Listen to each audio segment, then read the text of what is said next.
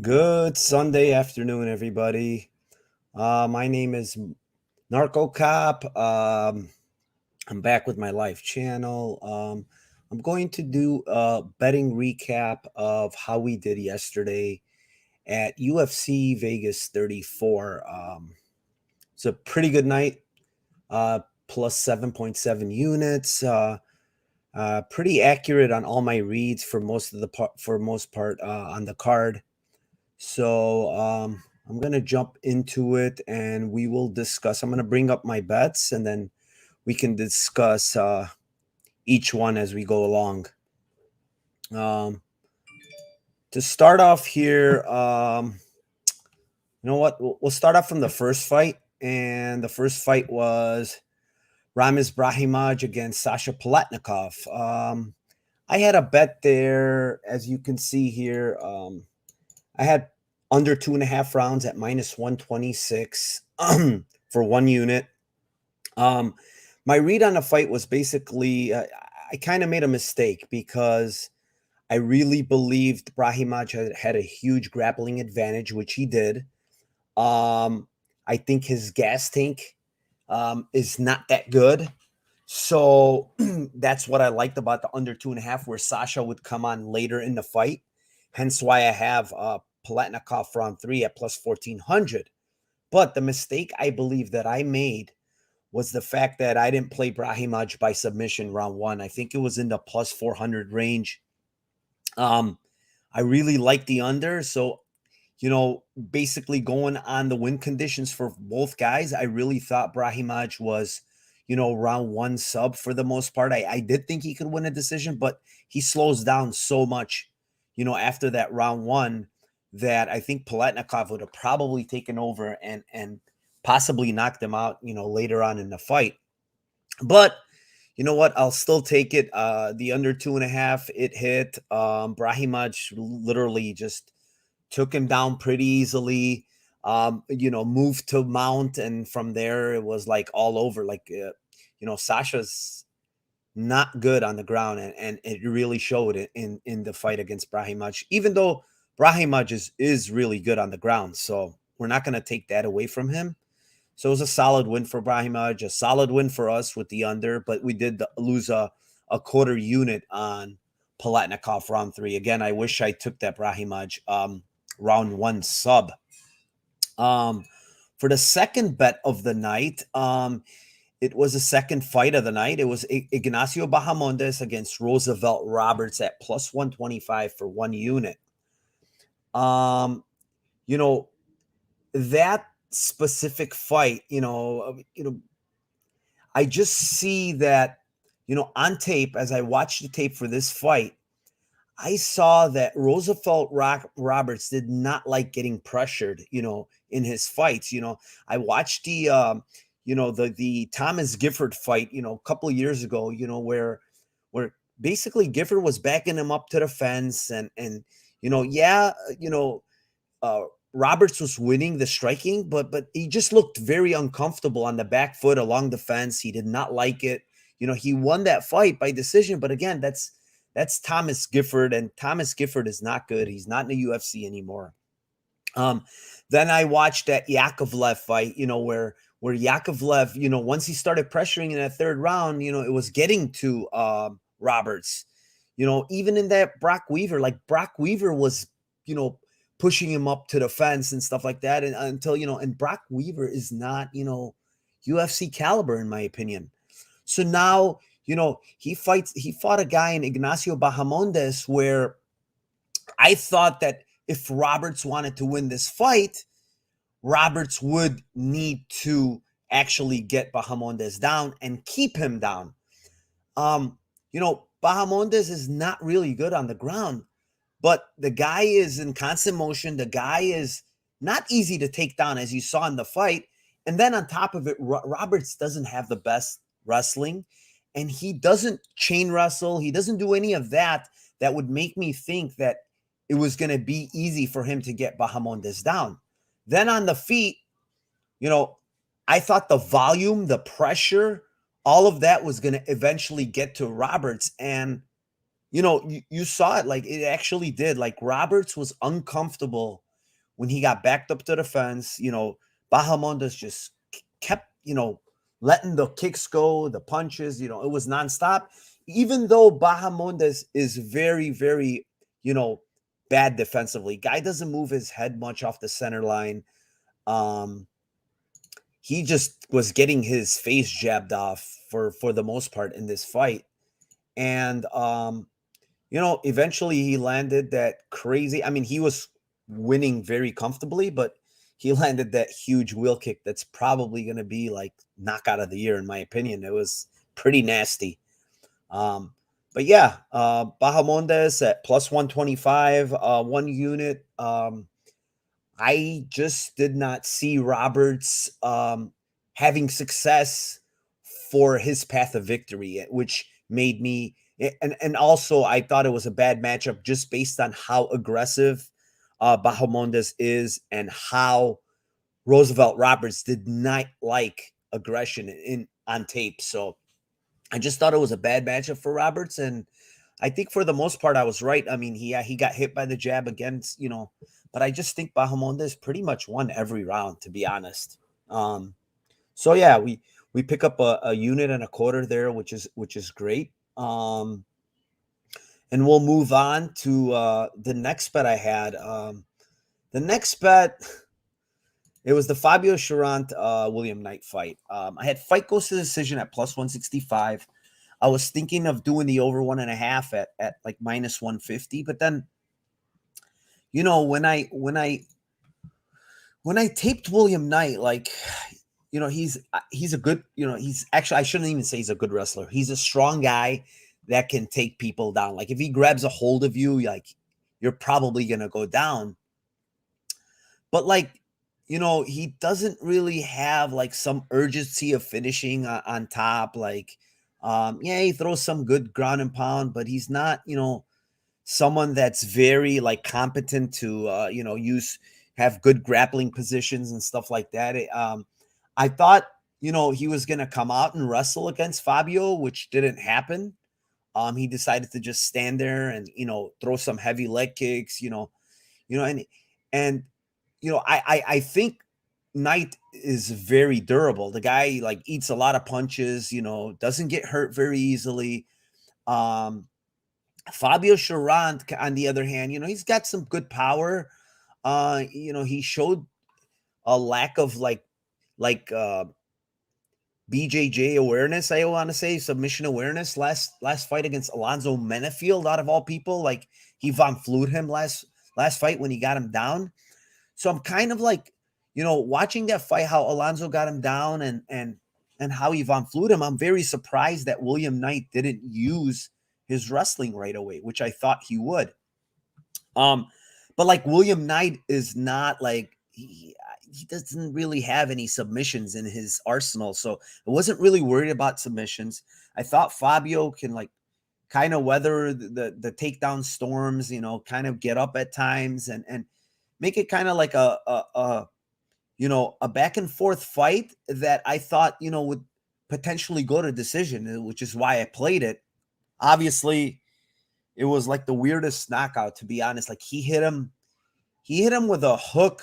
He caught him with a counter hook that was like straight armed, no like torque in it, like pulling back, which shouldn't give you a lot of power. And then to top it off, he hit him kind of like with the side of his hand and thumb area, and somehow like Fabio Charant just went out cold, and which was baffling. But again, I'm not here to say, I'm pretty sure Knight has heavy hands and he's a huge dude, but it was a pretty weird a knockout, to be honest. I'm surprised that he got knocked out like that. But again, we lost a small bet there. Like I only put 0.6 units there. I wasn't very, very comfortable, obviously, with that fight goes to the decision. I just thought it had some value at plus 165.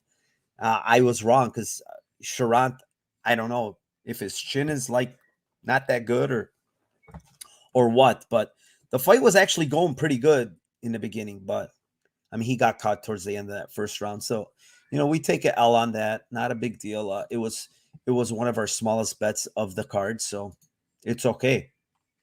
The next fight, I didn't have anything Josiane Nunes and Bay Maleki, and taping it. I saw Maleki get like over and over and over. She kept getting clipped by Veronica Macedo last fight. Macedo is a tiny girl herself at bantamweight, and Josiane Nunes again is a tiny girl at bantamweight, but Maleki never shows like good like distance. Her chin is up in the air. She's got terrible, defense. She showed that in her tape. She showed that she can, get hit and hit hard. The one thing that she did show on tape is like she's pretty tough. She doesn't get hurt very easily. Like she can weather the storm and keep coming forward. But I also saw like where I thought, once I taped this fight, like I thought, she could probably take over later in this fight against Nunes because Nunes is so aggressive. But anyways, Nunes kept landing, and eventually Maleki just folded, and it was pretty bad to see on tape, which is why I just passed on this fight. Both girls are low level women's MMA. I'm not down to put any money on them. But the next fight, Brian Kelleher, Domingo Pilarte, I had a bet there. I had a bet of 3.4 units on Brian Kelleher to win 2 units because it was minus 170. I just thought that, Kelleher was the better grappler as far as just grappling, not submission grappling, which is true. His wrestling is better. I think he was the better, I thought he was the better striker. Domingo Pilarte is just like, to me, the guy is not good. That Journey Newsome fight, like, he got just knocked out with an overhand right. The Collares fight, like, yeah, he lost a split decision, but like Collares is not someone that's great. I just thought Kelleher is too seasoned, too good for him. I didn't think Kelleher is just going to take him down and sit in guard for, 15 minutes, which is what happened. And to top it off, like Pilarte did not show any type of resist. Barely threw up any subs. Didn't try to, stand up at all. Like he just accepted bottom position, closed his guard like for the whole time, and basically made it a simple, really easy, like, winning bet where he made Kelleher look, minus 400, So that cashed really easily. We took 2 units on that. So we win 2 units on that, which is really good. The next fight was the Austin Lingo Luis Saldana. Again, we have a bet of 1 unit at plus 105 on Austin Lingo.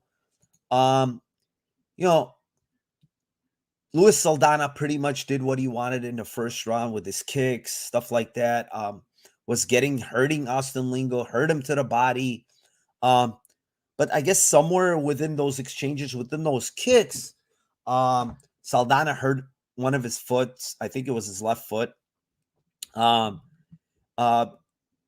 reason why, and let me go back a little. The reason why I bet Lingo is because I saw that Luis Saldana slows down in his fights. He always slows down. He slowed down in that Griffin fight. And I saw that Lingo has a great gas tank, kept coming forward. I thought Lingo would keep this upright, and he has the better hands. But going back, rewatching this fight, would I play Lingo again? I mean, it's close because we don't know what would happen if Saldana really didn't hurt his foot.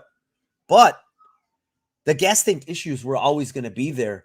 And, Saldana has gas tank issues apparently. And he really, really slowed down after that first. So you know what? The plus 105, we win that bet for 1 unit, 1.05 units.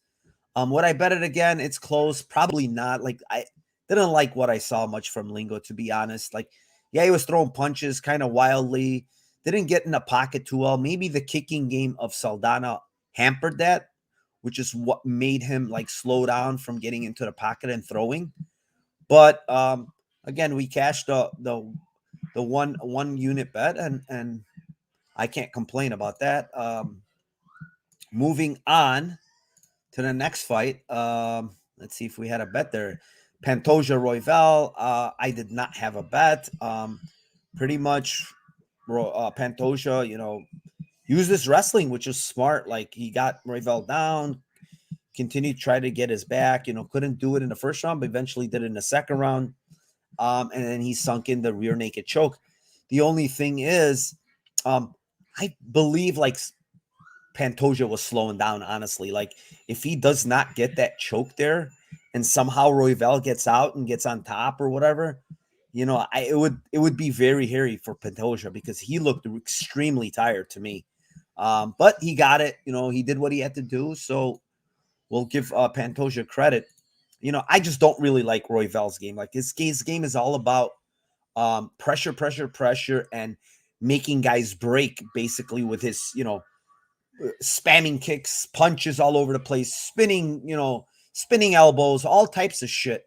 But he's not really defensively sound. We saw he got hurt with Pantoja. The 1-2 was there landing over and over for Pantoja. So Royval, he's a guy that if you break, he's gonna break you. If you don't break and you keep coming, like, he's going to probably break himself. So he's a killer. He's a killer, be killed fighter, and he got killed. On to the next fight, Pichel Hubbard. Again, no bet for me here. I thought it was a close fight. To be honest, it was a close fight. I didn't think it was a 30-27. It was probably a 29-28, but Pichel came on at the end, hurt Hubbard, and took over kind of at the end of the fight, and he deserved that W. One thing I didn't talk about is this Saldana Lingo fight goes to decision. I like that bet just because of Lingo's very durable. Saldana's very durable. I didn't think Saldana was going to stop. A lot of his wins are by stoppage, but I didn't think he was going to stop Lingo. He's really tough, durable dude. And then on the flip side, I didn't think Lingo was going to stop Saldana either. So, at getting at minus 115, Saldana has 3 losses by decision. Maybe more actually. 1, 2, 3. Yeah. He's got 3 losses by decision. He's been choked out twice and then knocked out once. So, like, I didn't see Lingo ever choking him out. Maybe knocking him out, but small. I thought it was a small percentage. So I like the minus 115. I really liked it. I played it for 1 unit, and it came through for us. Let's talk about what we have left. Talking forever. Trevin Jones, Said Yakub Kakramanov was a really, Kakramanov really showed really good cardio for a guy that's on like 2-3 days notice.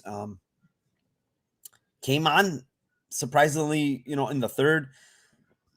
Trevin Jones, the 3 weight cuts in 1 month or whatever, 1.5 months might have really zapped his cardio because, he was dead tired in the middle of the second. And I'm going to attribute that to the fact that, it was late notice and I'm not late notice, but I'm sorry. It was the 3 weight cuts, and those weight cuts really hampered him. My next bet, Parker Porter versus Chase Sherman. I had a bet on Parker Porter by decision at plus 450. And my reasoning behind that is, like, Sherman is just not a good fighter. 1, 2, he should not have been that big of a favorite against Parker Porter. And we saw, like, his last fight against Orlovsky, like, Orlovsky dominated him basically. He's coming off, 6 to 7 weeks of meniscus tear surgery. Like, that's not a good sign, So, his last win is against Ike Villanueva, who's not a heavyweight. He's a 205er. He was even getting touched up in that fight. I didn't see any reason why, Parker Porter has the better ground game. Parker Porter had the better wrestling. And we could see, like, even in a stand-up, Parker Porter had the better stand-up. So, like, there was no reason why Sherman was favored in this fight. And the one thing I'll give Sherman, he's like a kind of like one of those blockheads. Like he could take good punches. Porter's not the biggest puncher. So I thought, Parker would be able to get takedowns, kind of like pound him, win rounds basically, and go to the scorecards and get a pretty, easy decision, which he did, but it was mostly stand-up, right? So we cashed up. I mean, plus 450 was a really nice line. I took it for half a unit and won 2.25. That was basically the last bet of the night for me. Again, plus 7.7 units. I'm happy with it. The card was, you win as planned. Basically, they don't always go as planned, but this time it was one of those cards that just went right for me. I think I did kind of spot on with my tape study, and it worked out, and we won 7.7 units, and that's about it for this recap. I'll probably have a stream this week, maybe a PFL stream, most likely a UFC stream. I already have a bet or two on the UFC for Saturday, so yeah. I mean, thanks for anyone that's gonna watch this, and please give me a like, subscribe. I'm up about almost 20 units on the year. It's all tracked on Bet MMA Tips. You can find that link somewhere in my bio or my YouTube channel. Again, thanks for watching this, and have a great day.